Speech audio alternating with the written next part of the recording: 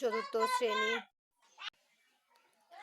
বাংলাদেশ ও বিশ্ব পরিচয়। তো চতুর্থ শ্রেণীর বাংলাদেশ ও বিশ্ব পরিচয় দেখো আজকে আমরা সমাধান করব অধ্যায় 10-এর পৃষ্ঠা নাম্বার 77। তারপরে সমাধান করব এই যে পৃষ্ঠা নাম্বার 78-এর এটা। তারপরে আমরা সমাধান করব এই যে পৃষ্ঠা নাম্বার হচ্ছে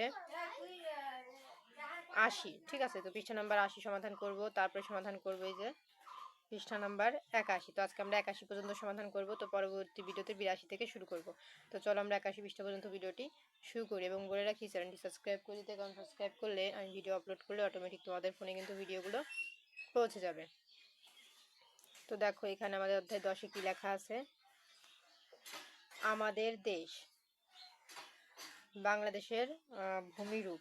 হ্যাঁ, তো বাংলাদেশের ভূমিরূপ রূপ এইখানে দেখো আমাদের ছবি দেওয়া আছে 1টা 2টা 3টা 4টা 5টা। তো 5টা ছবির অঞ্চলের নামও লেখা আছে। এখন দেখো এখানে আমাদের বলেছে যে উপরের ছবিগুলো পর্যবেক্ষণ করে নিচের ছকে সঠিক উত্তর চিহ্নিত করি। মানে উপরের এই ছবিগুলো আমাদের দেখে নিচের ছকগুলো আমরা চিহ্নিত করব। দেখো প্রশ্নে বলেছে বাংলাদেশের অধিকাংশ অঞ্চলের ভূমিরূপ। তো এখানে বলেছে যে কোন ছবিতে কি ধরনের ভূমি দেখা যাচ্ছে তা খালি ঘরে লেখো। মানে কোন ছবিতে কি ধরনের ভূমি দেখা যাচ্ছে সেটা আমরা এখানে লিখবো, যেমন উঁচু সমতল পাহাড় ভূমি। তো এখানে কি বসবে, তারপর রাঙামাটি, চট্টগ্রাম রাঙামাটি। ঠিক আছে, এই যে দেখো এই যে চট্টগ্রাম। ঠিক আছে, তো এখানে কথা বলছে। তারপরে চট্টগ্রাম এই যে এখানে বলছে চট্টগ্রাম রাঙামাটি বান্দরবান খাগড়াছড়ি অঞ্চলে ভূমিরূপ। তো সেখানকার ভূমিরূপ কেমন, উঁচু সমতল পাহাড়ি ভূমি। আর কুমিল্লা লালমাই অঞ্চল, ময়মনসিংহ টাঙ্গাইল অঞ্চল রাজশাহী অঞ্চলে ভূমিরূপ কেমন, ওই যে উঁচু সমতল পাহাড় ভূমি। তো এইখানে আর এখানে কি বসবে আমরা উত্তরটি দেখে নিই। এই যে দেখো আমাদের এখানে বসবে সমতল, আর এই রাঙামাটি চট্টগ্রাম রাঙামাটি বান্দরবান খাগড়াছড়ি অঞ্চলে ভূমিরূপ হবে পাহাড় ভূমি। ঠিক আছে, আর এখানে বসবে উঁচু। তো এই ছিল আমাদের সমাধান। তো দেখো আমাদের কিন্তু এই 77 পৃষ্ঠার উত্তর কমপ্লিট। তো 77 পৃষ্ঠার উত্তর কমপ্লিটের পরে আমরা চলে যাব এই যে দেখো বাংলাদেশের ভূমিরূপ মূলত 3 ভাগে বিভক্ত। তো 3 ভাবে, এই যে 1টা 2টা এবং 3টা ভাগে বিভক্ত এখানে দেওয়াই আছে। এখন চলে যাবো আমরা খ নাম্বারে।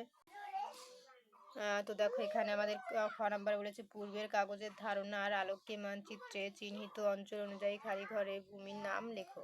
তো আমাদের এই মানচিত্র অনুযায়ী আমাদের এখানে ভূমির নাম লিখতে হবে।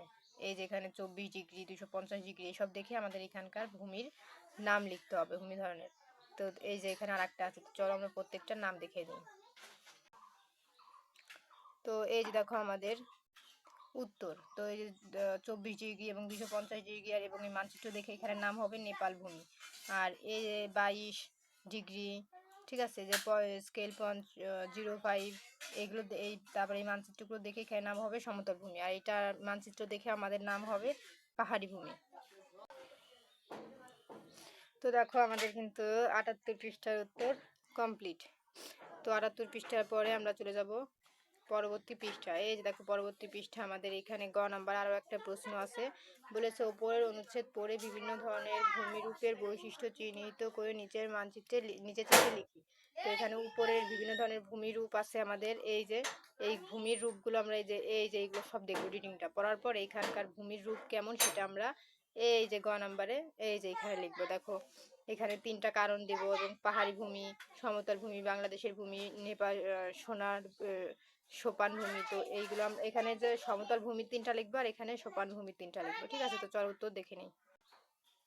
এই যে দেখো আমাদের উত্তর, এই যে 3টা কারণ ছিল পাহাড়ি ভূমি পাথুরে, আর 2 হবে পাহাড়ের গহীনে লুকিয়ে আছে অসংখ্য ঝর্ণা ও জলপ্রপাত, সংরক্ষিত বন ও অনেক বন্যপ্রাণীর অভয়যোগ্য ও এ পাহাড়ি অঞ্চলে। তারপরে পাহাড়ি ভূমি এখানে হবে সমতল ভূমি সোপান ভূমি। তো এই সমতল ভূমির এই কারণগুলো হবে হচ্ছে দেখো সমতল ভূমি পলিমাটি দ্বারা গঠিত, এখানকার মাটি খুবই উর্বর, এই অঞ্চলে বিল ঝিল ও হাওর ছড়িয়ে ছিটিয়ে আছে। আর এখানে সোপান ভূমিতে হবে সোপান ভূমি মাটি পুরানো পলি দ্বারা গঠিত, সোপান ভূমির মাটি ধূসর ও লালচে বর্ণের, সোপান ভূমিতে আছে মূল্যবান শালবন।